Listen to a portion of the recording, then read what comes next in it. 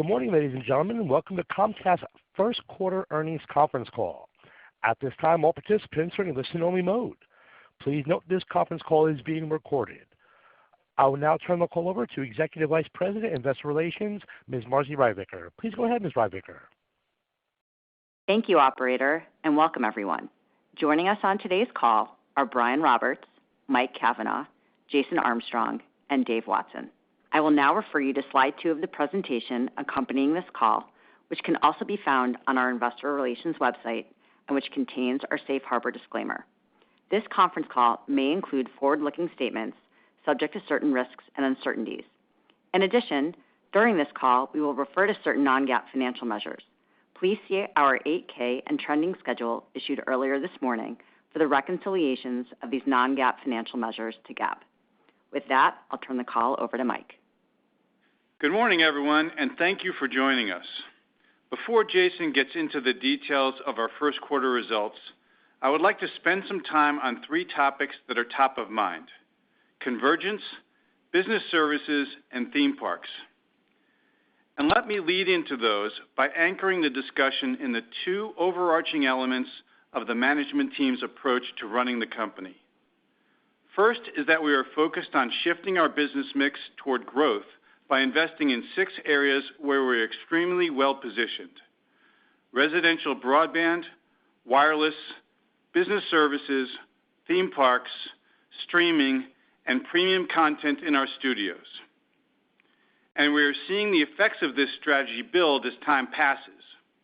In this quarter, these 6 businesses represented 6% of total revenues, helping drive 2% EBITDA growth, 5% adjusted EPS growth, and $5.4 billion of free cash flow. And second is our proven commitment to our capital allocation strategy, which balances robust, disciplined investment in these growth areas, the protection of one of the strongest balance sheets, if not the strongest balance sheet in the industry, and the return of substantial capital to shareholders. Together, our steady shift in business mix to a diverse group of growth areas, combined with our strong balance sheet, allows for steady execution against our strategy, even as the level of uncertainty in consumer and capital markets has meaningfully increased in the past several months. While we don't see any noteworthy evidence of economic challenges for the year thus far, the odds have increased that challenges may be approaching, but we are well positioned to handle whatever lies ahead. Now let me hit the areas I'd like to comment on more deeply, starting with convergence, where, as we've consistently highlighted, we are structurally positioned to win. Today, we are the only operator offering gig internet and gig wireless ubiquitously to 64 million homes and businesses across 39 states, giving us the largest converged footprint in the country. When you look at just the geographic markets we serve, our gig-capable converged footprint is more than double our competitors combined. And as we've discussed before, our network upgrade plans will ensure that our network leadership and product capability remain ahead of the competition. But the true measure of a customer's connectivity experience lies in its performance within their home. And that is where we excel, given our superior Wi-Fi. Reliable connectivity throughout the home continues to be ranked as the most critical element influencing customers' choice of broadband service, and we lead the industry in delivering this experience. In fact, the latest fixed broadband report by OpenSignal ranks us highest in reliability in our footprint. And we continue to make this Wi-Fi experience even better, an example being the recent launch of our most powerful gateway yet, the XB10, which enables industry-leading multi-gigabit symmetrical throughput and supports up to 300 connected devices with increased speeds and reduced latency. And the importance of Wi-Fi extends to our mobile service as well, as 90% of all mobile data, whether in or out of the home, travels over Wi-Fi, giving us another clear advantage. We have the largest and fastest Wi-Fi network in the nation that delivers unique benefits to our customers with features like Wi-Fi Power Boost, which automatically upgrades Xfinity mobile devices to gigabit speed whenever customers are connected to one of our 23 million hotspots, regardless of their subscribed internet speed. This feature helped us earn the distinction of being the fastest mobile provider according to Ookla's January 2025 Speed Intelligence Report. However, and this is a big however, in this intensely competitive environment, we are not winning in the marketplace in a way that is commensurate with the strength of the network and connectivity products that I just described. Dave and his team have worked hard to understand the reasons for this disconnect and have identified two primary causes. One is price transparency and predictability, and the other is the level of ease of doing business with us. The good news is that both are fixable, and we are already underway with execution plans to address these challenges. First are organizational changes. Steve Croney, who Dave appointed as Chief Operating Officer of Connectivity and Platforms, is driving the changes in our go-to-market strategy and other operational improvements with the highest urgency.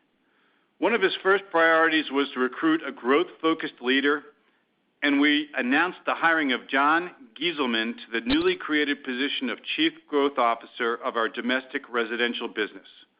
With decades of experience at Apple, Expedia, and DirecTV, managing world-class brands in highly competitive markets, John is a fantastic addition to the team, and we're excited for him to join later this month.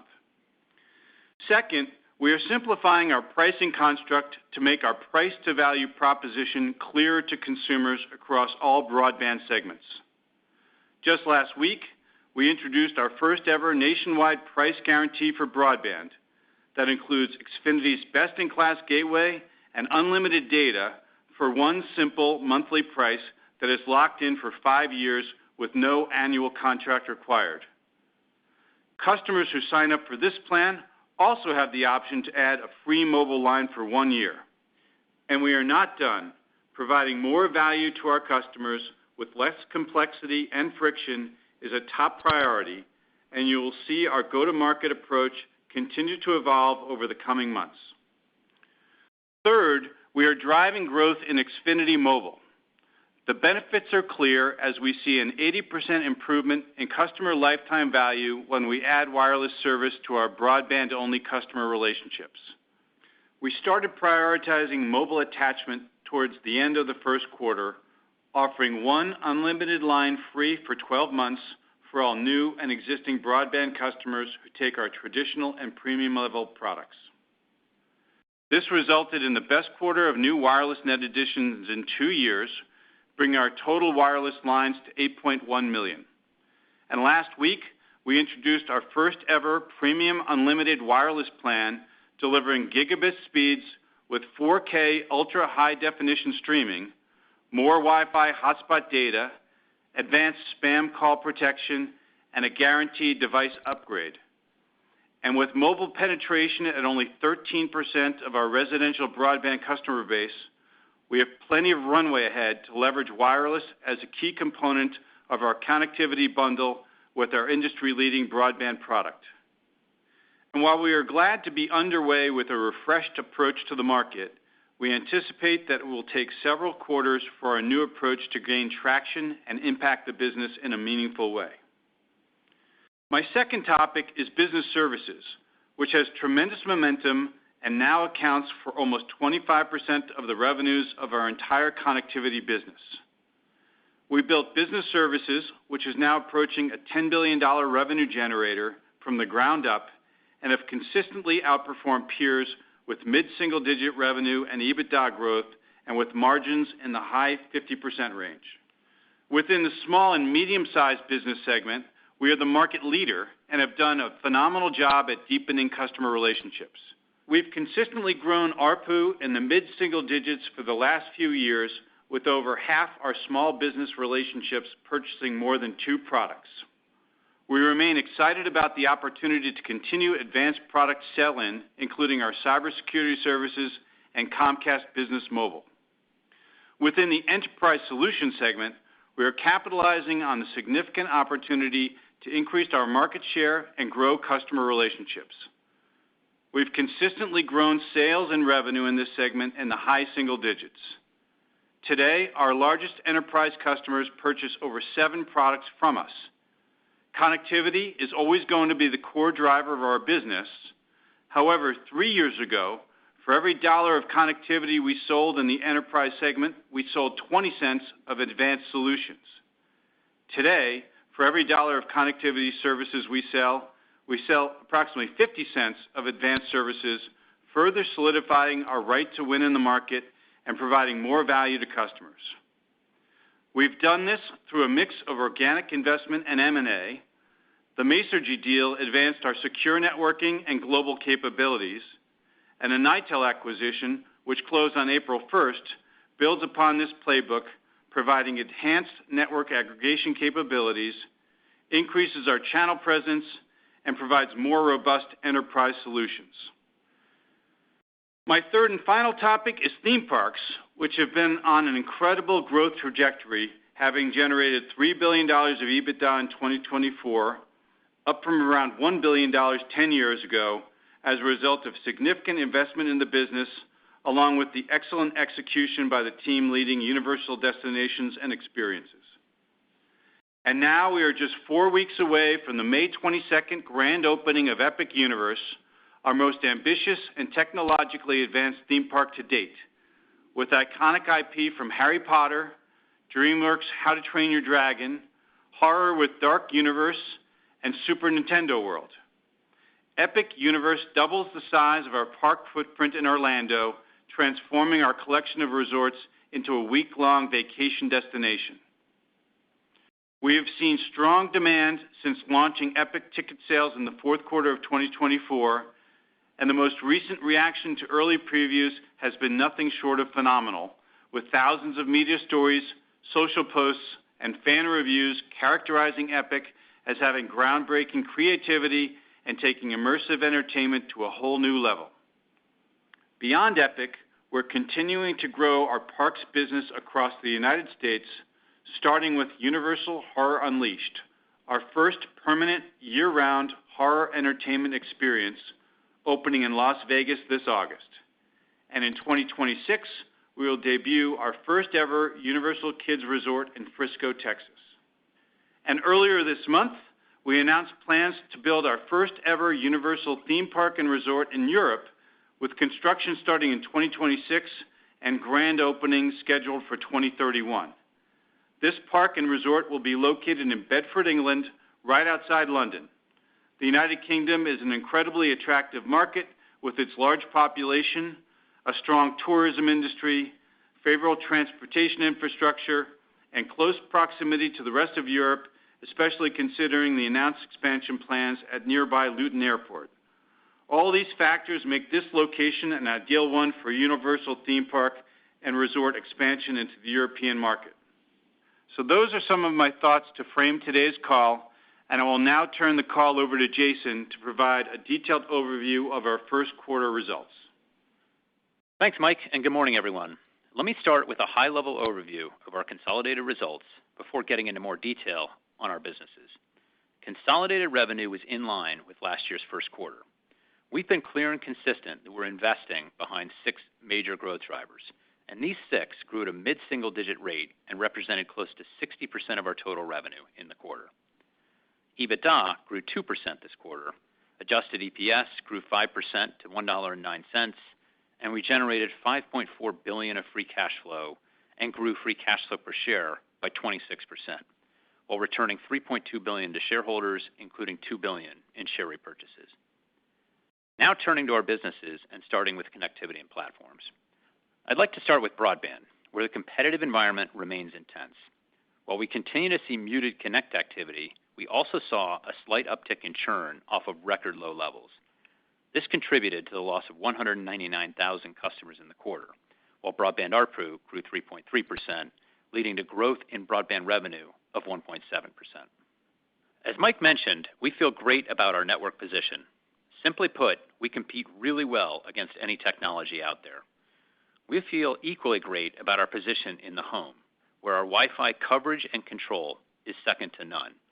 And we're addressing current customer pain points and investing in go-to-market with a focus on pricing transparency and simplicity, a unified national approach, and more products translating into more value for our customers.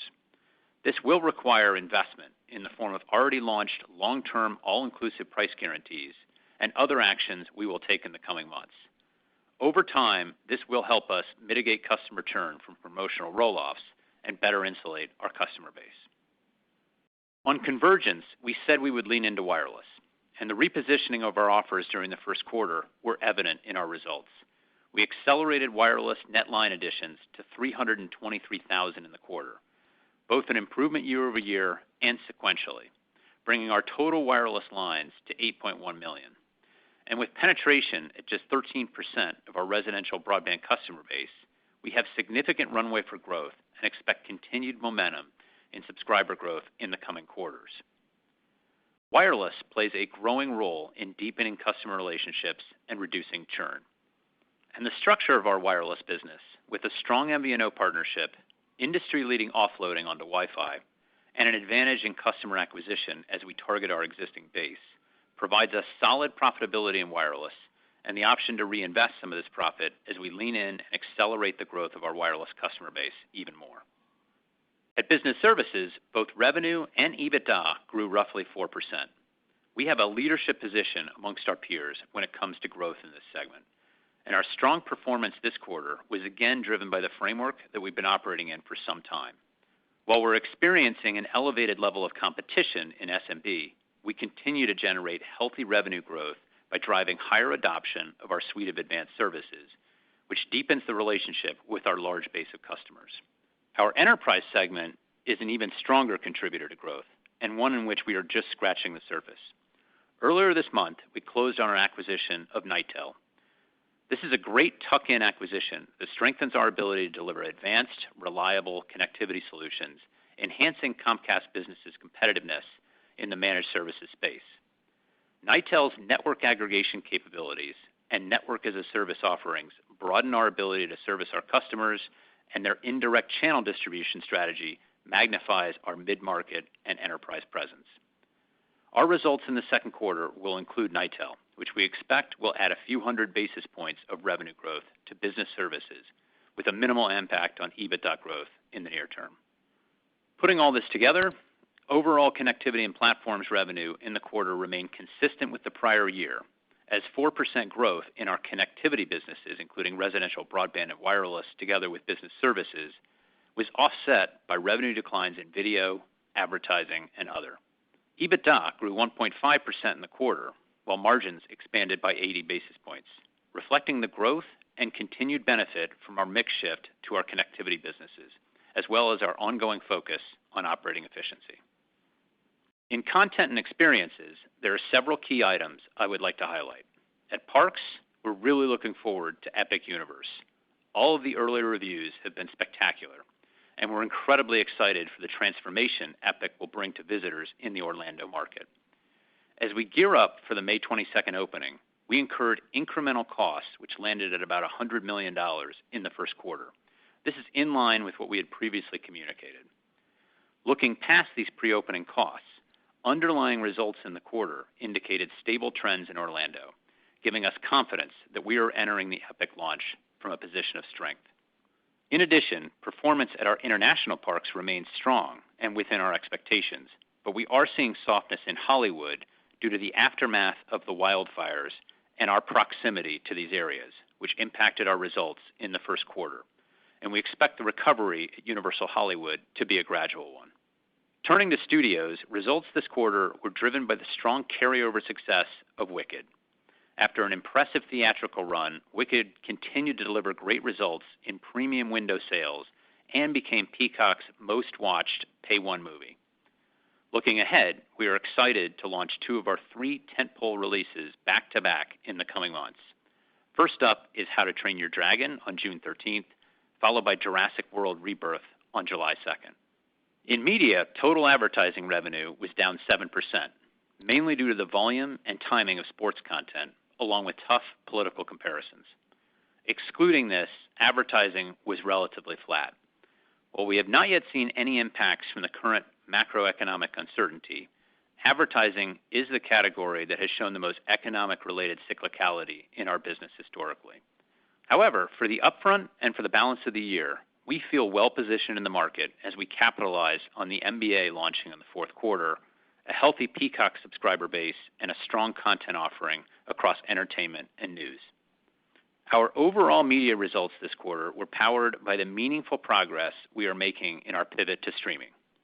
Peacock delivered double-digit revenue growth and a more than $400 million year-over-year improvement in EBITDA losses, in part due to lower expenses compared to last year when we streamed the exclusive NFL wildcard game, but also driven by the improved monetization of Peacock paid subscribers. We ended the quarter at 41 million paid subscribers, with net additions in the quarter driven by the entitlements from the Charter bundle we introduced at the end of the quarter. When we launched Peacock in 2020, we anticipated that bundling would become an important piece of the streaming ecosystem. So we pursued a content strategy that would appeal to a broad audience. In addition to our Pay One films coming from our studios, over 80,000 hours of entertainment content, including originals and next-day air content from NBC Broadcast and Bravo. A critical piece of that strategy is our focus on sports. Today, we offer more premium sports than any other streaming service, including the NFL, the Olympics, Premier League, Kentucky Derby, Big Ten, and then starting this fall, we look forward to adding the NBA. Summing it all up, our capital allocation priorities are centered on reinvesting around growth in 6 key categories and consistently returning significant capital to shareholders, including $13.1 billion returned over the past 12 months. And we're in an incredibly strong position to successfully execute on tough decisions we're making in the face of elevated competition in certain areas. We've been clear on the benefits of a strong balance sheet, cash flow, and diversification, allowing us to invest consistently through various credit cycles, the pandemic, and importantly, macroeconomic cycles, where we are broadly insulated and positioned to play offense. Our results in the first quarter underscore the success and the consistency of our strategy. We generated $5.4 billion in free cash flow while investing $2.9 billion in capital back into our businesses. At the same time, we maintained a healthy balance sheet, ending the quarter with net leverage at 2.3 times, while returning $3.2 billion to shareholders, including $2 billion in share repurchases. Marcy, now over to you for Q&A. Thanks, Jason. Operator, let's open the call for Q&A, please. Thank you. We'll now begin the question and answer session. If you have a question, please press star, then the number 1 on your touch-tone phone. If you wish to be removed from the queue, please press star, the number 2. If you're using a speakerphone, you may need to pick up the handset before pressing the numbers. Once again, if there are any questions, please press star, then the number 1 on your touch-tone phone. Our first question today is coming from Craig Moffett from MoffettNathanson. Your line is now live. Hi, thank you. 2 questions, if I could. First, maybe thinking about the theme parks business a little bit. Mike, maybe could you just dig in a little bit more to what you're seeing now? We've seen some very significant drops in international travel to the United States, for example, and some anti-American sentiment even affecting travel patterns. I'm wondering if you can just share what you're seeing with respect to the theme parks and how you think that might impact the 2025 results, or even with Epic. And then for the broadband and wireless bundles that you're offering today, it's a question that everybody has been focused on the wireless side. You guys are subsidizing handsets. If the price of handsets rises significantly with tariffs, would it be your anticipation that you would increase your subsidies accordingly, or would you expect to pass those higher costs on to customers? Hey, Craig. So it's Mike. I'll start on parks and then hand it over to Dave. So on theme parks, our first quarter results, continued to be, stable in Florida.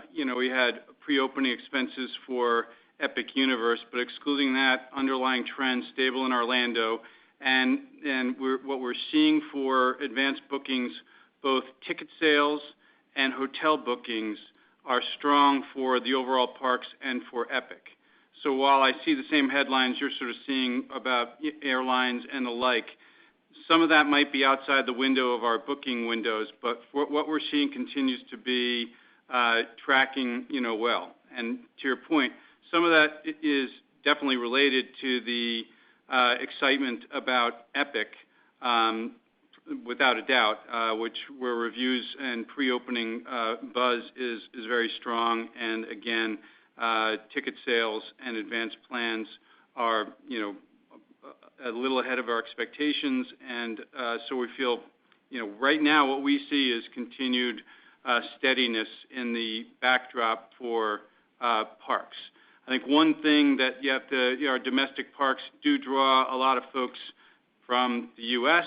and a lot of folks from markets in the South, in the case of Florida, that are not necessarily hopping on planes to get there. So there may be a delayed effect between what the airlines are starting to report on and what we see. But like I said, no real sign of that in our business as we sit here now. And then in L.A., it's all related to getting L.A. back to having the tourism industry broadly recovered after the wildfires. And I think the whole market is continuing to see people staying away a little bit more than I think the leadership in LA broadly, or us as a parks owner in that market, would like it to be. But so that's domestic parks, and international trends, for Japan and Beijing, stable as well. Hey, Craig, Dave. So in wireless and how it's positioned within packaging bundling, let me start with, we are a challenger. It's good to be a challenger in any environment, including this one in particular, as I think customers are looking for savings, and I think we're in a great position and in a really important part of our convergence and packaging approach. Wireless is a huge piece of it, and we just, our new offers at the end of Q1 are part of that, or having one unlimited line free for 12 months and all new and existing broadband customers, and taking traditional premium level products. So it's resulted in a great quarter to start with. We're rolling here, and we expect continued acceleration in coming quarters with it. So we're leveraging Wi-Fi. It's a different experience with Power Boost and many other things that Mike and Jason talked about. So when it comes to the overall marketplace, the other good part of wireless is source of business, in that we're upgrading the overall base of customers, broadband, into wireless. Their wireless base itself, they're upgrading, and we're a great choice for bring your own device.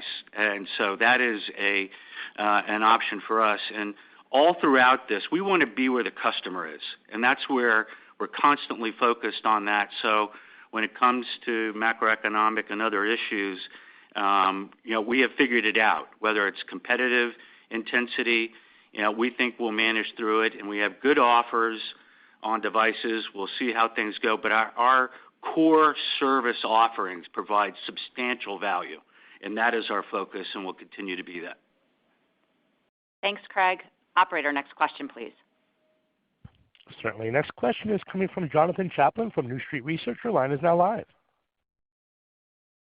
Thanks, guys. Just one question from me. I'd love to get a sense in your Project Genesis markets, to what extent you're seeing benefits in terms of stronger gross adds from the ability to offer faster speeds, lower churn, better ARPU, improved OPEX, et cetera. Well, it's an important part of our upgrade initiative, and it's helped us. I think a core piece of our strategy is constant innovation and upgrades to existing services. And so it has resulted in upstream speeds, downstream speed increases. And so that has been an important part of our positioning for near term and long term. It's still, as we have a substantial part of our market that has already reached this point. Our main focus, as I zoom out just a bit more in terms of broadband, is really addressing the key pain points that both Mike and Jason talked about, that's where the focus is. The good news is, as you look at things in our network, Genesis being a big part of it, positions us quite well. But broadband customers with us and more broadly across the industry are just doing more. And that's why we continue to invest in the service. It's for the long term. Bandwidth consumption continues to be robust. It was up 10%, per subscriber last quarter. More devices are being connected per household, and every secular trend in that respect is positive. So that's a great starting point. And, however, the thing that we've seen and what we're trying to address, we believe there's been just a durable change in the competitive intensity, already intense, but, continues to be so. We're really well positioned with our network, Genesis, a piece of it, and our products, but the pain points in pricing transparency and the simplicity and ease of doing business with us, and that's what we're responding to. And maybe one of the main points is with the price lock, equipment inclusions, all-in pricing around that, free mobile lines, and some other things that we have coming. So that's our focus around, and the reason why we're optimistic about where network consumption's going, but nothing specific at this moment in terms of any of the churn benefits related to just Genesis. I think the pain points over time that we're addressing with the new go-to-market approach will be where the benefits will come from. Thanks, Jonathan. Operator, next question, please. Our next question is coming from Michael Lang from Goldman Sachs. Your line is now live. Hi, good morning. Thanks for the question. I just have two as well. First on broadband ARPU, it was encouraging to see the 3.3% growth in the quarter. I was just wondering if you could talk about some of the drivers there. And then, longer term, as you talk about these go-to-market changes, the 5-year price lock, could you just talk about your outlook for what, for the 3 to 4%, longer-term domestic broadband ARPU growth? Like, what's your commitment level there, and how will some of the new pricing and packaging change this, if at all? Thank you. Hey, Michael, this is Dave. So, as I mentioned, before, what we're trying to do, really focus on the pain points in this market, and with the 5-year price lock, mobile inclusion, and simplicity of packaging multiple products together. We can execute this tactically, surgically, and do not view it as a broad repricing of our base. We think we can still drive healthy broadband ARPU growth, but these initiatives will require some investment, which in turn will impact our ability to grow EBITDA in the near future, but we view the impact as very manageable. Most important to us is what sits on the other side and how quickly we can get there.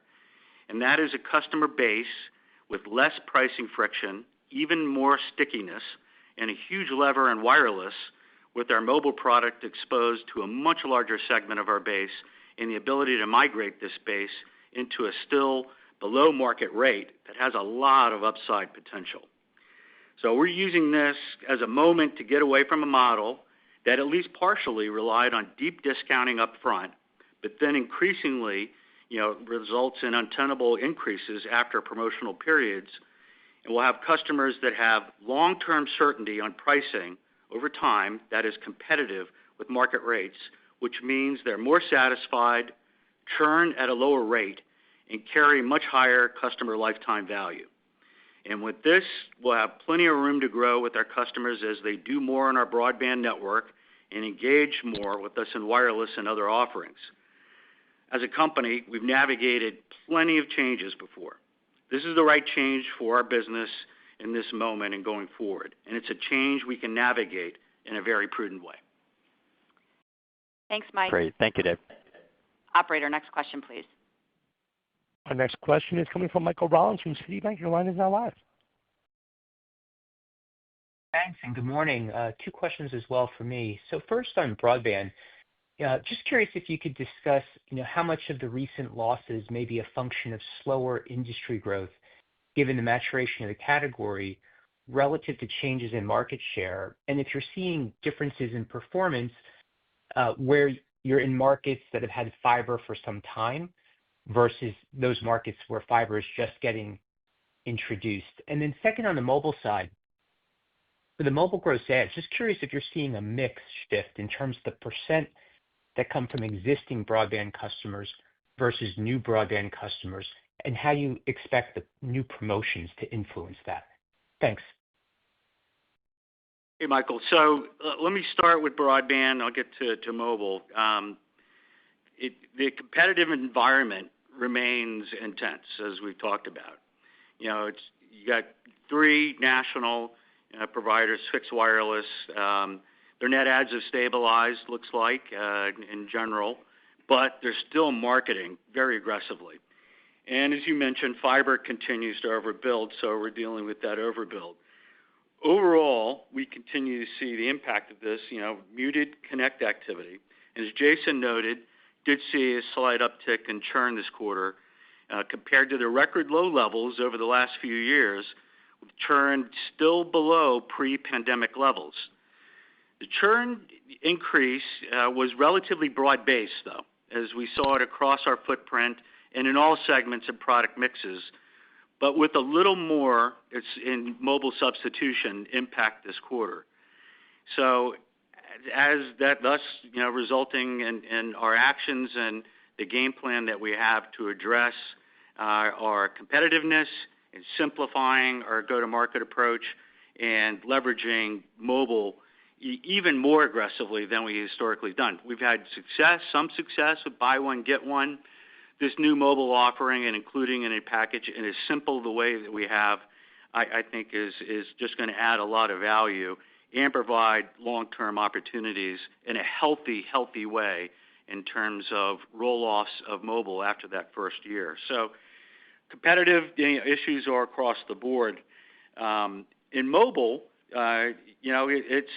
we've seen in terms of the mix a healthy customer base upgrade mix where we have a large upside.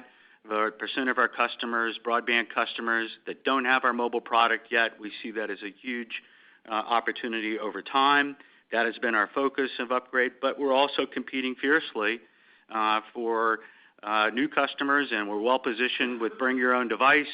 And these new packages are, I think, going to be very appealing, certainly with the 1 year included, and not asking the customer it's included as part of the package. The other thing, too, just to make sure reminding people, we just announced this, that we've rolled out a new set of premium plans in mobile. We're interested in every segment, and we'll compete for customers and broadband mobile packaging, but the new premium mobile offerings we think will help us compete a little bit more effectively in the premium higher end as well. So really good news on that, really encouraged. It's only been a week or so since we've done it, but that would be, I think, a good option for our base. It would be a good option for existing mobile customers, and will help us compete for new prospects. Thanks, Mike. Operator, next question, please.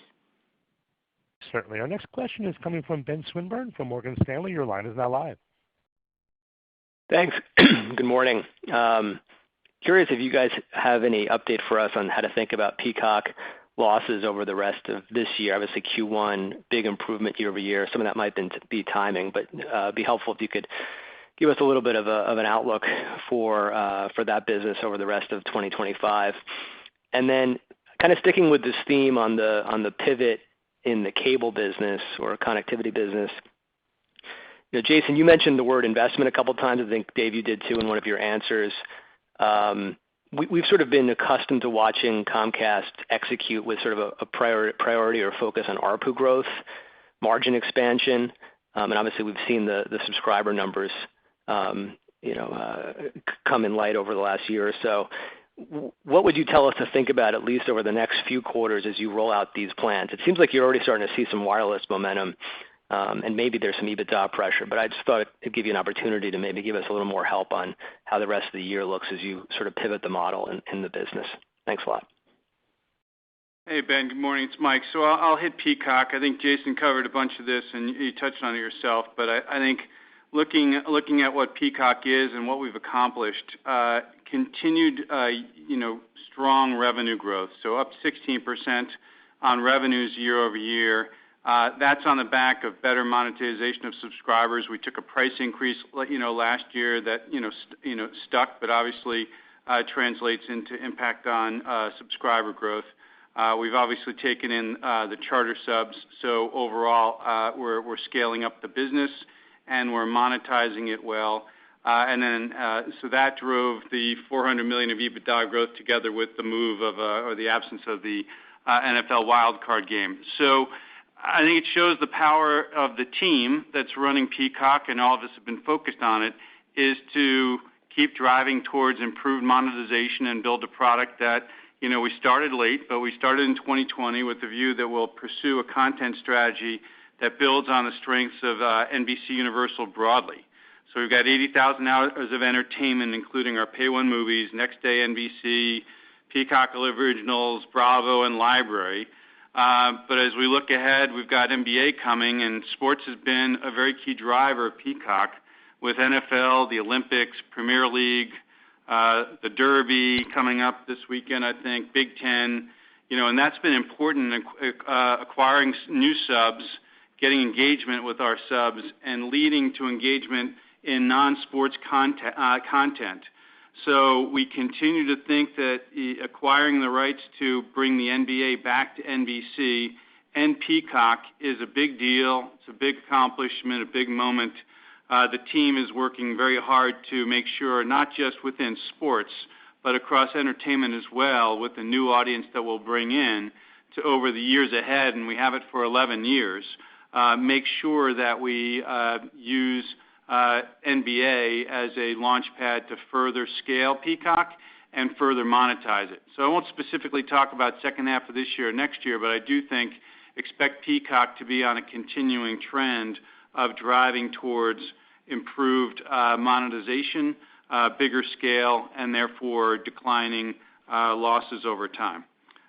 So that's and you zoom back out and you put Peacock alongside the non-SpinCo media assets, where they're hand in glove in terms of the skills, the DNA, and the legacy, together with the rights across entertainment, news, sports, reality, and the like. And I think it's a business that will have some durability to, and an ability to manage as one complete business over time.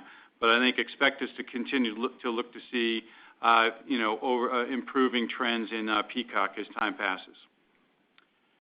Hey, Ben, let me hit the ARPU and profitability question. So taking my cue from Dave and a lot of what he said already, as he said, expect healthy broadband ARPU growth this year. That's what we said on the fourth quarter call. Continue to believe that.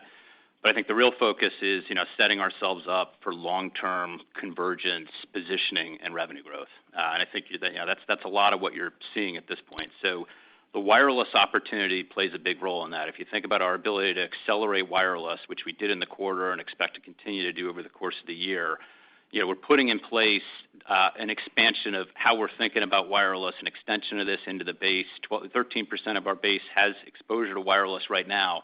It's a fantastic product. So we want more of our base to have it. And if you think about the pricing levers we're going to have over time, as you get to the 1-year mark and the 2-year mark, and free 1-year promotional customers roll into a paying relationship that, by the way, is still at a substantial discount to where market rates are. So if they have exposure to our product, they like our product, and then all of a sudden start paying for it, but at rates that are substantially lower than they can get elsewhere, we think that's a very good trade-off and provides for, upside in the future as it relates to how we monetize convergence relationships.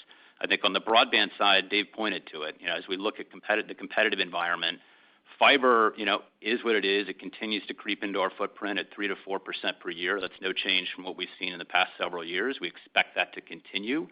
But we've competed against fiber for 20-plus years at this point, and it's a very predictable pattern that we haven't really seen changing. It's sort of a pattern where the first 3 years there's significant market share gain, then it levels out, and the patterns we see in those markets, whether it's our own ARPU, churn rates, margins, et cetera, very much resemble our broader base. So it's a segment we know how to compete well against. I would tell you that the newer competitor in the last few years has obviously been fixed wireless. They're adding 1 million subscribers per quarter, so that's sort of the competitive intensity that we're seeing that's sort of incremental. We are competing aggressively with it, but if you think about the areas where fixed wireless has performed well, they're not leading with network, they're not leading with speed, they're not leading necessarily with in-home coverage, but they have a pricing construct in terms of simplicity and ease of doing business that has resonated. That's exactly what we're going after, right? That's exactly what the changes in the last couple of months have been, and you'll see incremental changes from us going forward. So that's the investment activity we're talking about. Dave put some context around that and said, yeah, obviously this is going to make it more difficult to grow EBITDA this year. We effectively said that last quarter. I think that's where expectations are for us already. But the other side of this, when we get through it, is really what we're positioning ourselves for, which is customers that are a heck of a lot more durable. They're on price plans that are sort of at market rates with long-term contractual guarantees, and then a discounted wireless offering that's more broadly exposed to our base. It gives us a heck of a pricing lever over time. Thanks, Ben. Operator, next question, please. Certainly. Our next question today is coming from Jessica Reif-Ehrlich from Bank of America. Your line is now live. Thanks. I guess, excuse me, a couple of questions on media. A couple of quarters ago, you said you were open to a streaming consolidation. Can you give us your updated thoughts on that and maybe an update on timing of the cable SpinCo? You also announced this theme park in the UK and other parks in the US. Could you talk about how you're thinking about theme parks, like long-term TAM, as you expand into new markets? And I guess finally, I think Jason mentioned that, obviously the industry, not just you, is very vulnerable to this lack of visibility and changing economic environment. Can you just talk about anything different that you're doing in your upfront approach? You've mentioned NBA several times as a big driver for advertising, but maybe talk about NBA overall. Like, clearly you'll benefit on advertising, and it's a positive for Peacock longer term. Can you help us frame the financial impact as these costs go up? Is there a affiliate fee increase that goes along with it? Thank you.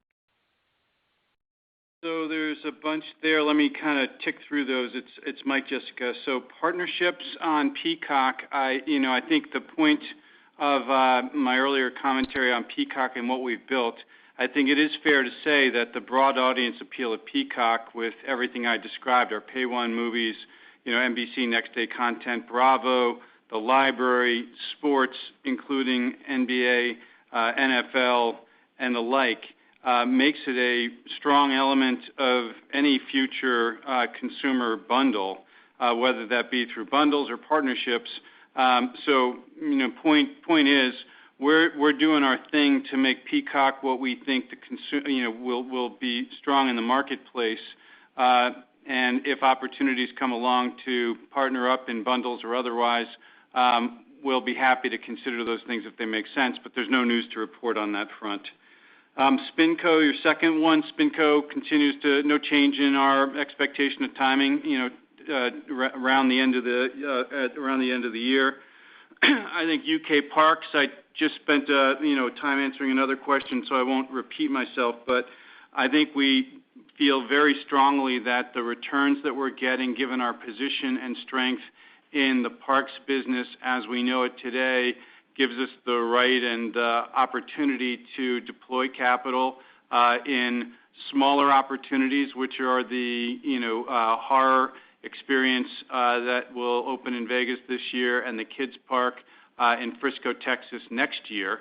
But we've looked around the world. We're always looking for ways to put capital to work in our growth businesses, and the UK opportunity came along, and we feel quite good about the prospects there. But I think to answer the broad question, which is what's our plan for the parks business, I think the plan is to keep driving growth in a business that we think we're one of two players in a market that is within media, not at all exposed to the shift in time on screens from one venue to another. I mean, live experiences, parks experiences, have been thrilling to people, and we think we lean into that and continue to do so.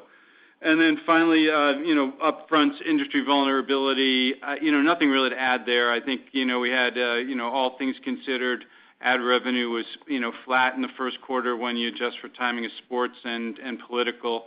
and so impacts aren't yet really seen of the uncertainty that we're observing in the markets, but it may well be coming. So I think we've got a great team led by Mark Marshall running ad sales. I think we're coming up with new products, new ways to leverage all the assets of NBC Universal as we go into the marketplace, and then our content, all of it, but inclusive of the new content from NBA, is going to be a key anchor of what we look to do around the upfronts.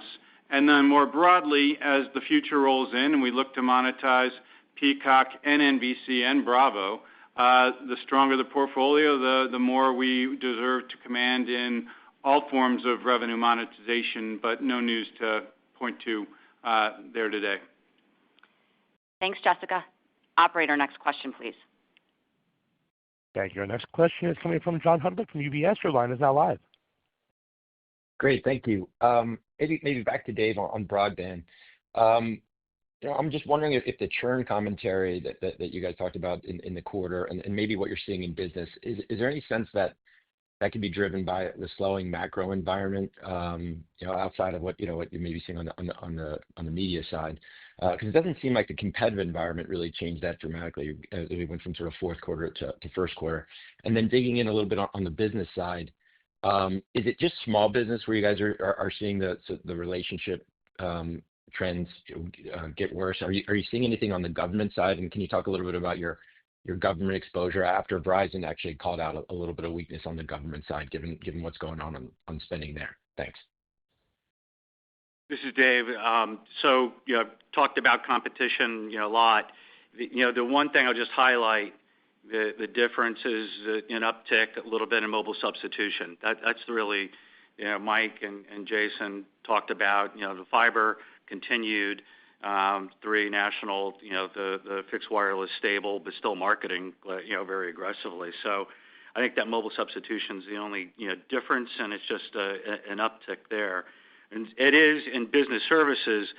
I'd say it most certainly small business. There's pressure there in terms of relationships, but our strategy is broad-based in terms of revenue generation in every relationship, and even small business. We're adding a lot of products and services to those relationships, really encouraged by that. And our focus has continued to shift, having done a nice job in small business to mid and enterprise customers, and that's where we're getting just a lot of traction as we provide complete answers for our customers in those segments as we do connectivity to advanced services and, adding a new part of the company, Nitel, which is great. So we're very excited about that, but the pressure is in small business. Thanks, John. That will be our last question from the analyst community. I want to now hand the call over to Brian for some closing remarks. So listening to all this, let me first comment on broadband and just add my own view where we're clearly facing some challenges. But as you've heard, with a lot of passion, the team has a sense of urgency and energy and focus to getting customer pain points resolved. And while this may take a little time to fully take hold, our history of operational execution success would tell you that while sometimes we may not move first, once we get in motion, we do it extremely well. We have real momentum in wireless and the path to continue to accelerate that. And as we've seen in the market, once it gets moving, it'll allow more creativity in marketing. And we have an industry-leading growth in business services at scale, and our investments to expand the opportunities and grow into new categories and make it a $60 billion addressable market. Very excited about that. And parks, I don't want to belate it, but I just would invite all of you to come visit Epic soon. Bring your family. I think you're in for a great experience. And later this year, on the content side, we have a terrific movie slate, including Jurassic and Wicked, amazing sports with the NBA, as we just talked about, but also we broadcast the Super Bowl, the Winter Olympics right at the same time, and the World Cup, which puts us in a very enviable position. So I really like our strategy, our balance sheet strength, regardless of global uncertainty, I feel we have a fantastic and unique company, and I'm quite optimistic. Thanks, everybody. Thank you, everybody, for joining us. Thank you. That concludes today's conference call. A replay of the call will be available starting at 11:30 a.m. Eastern Time today on Comcast Investor Relations website. Thank you for participating. You may all disconnect.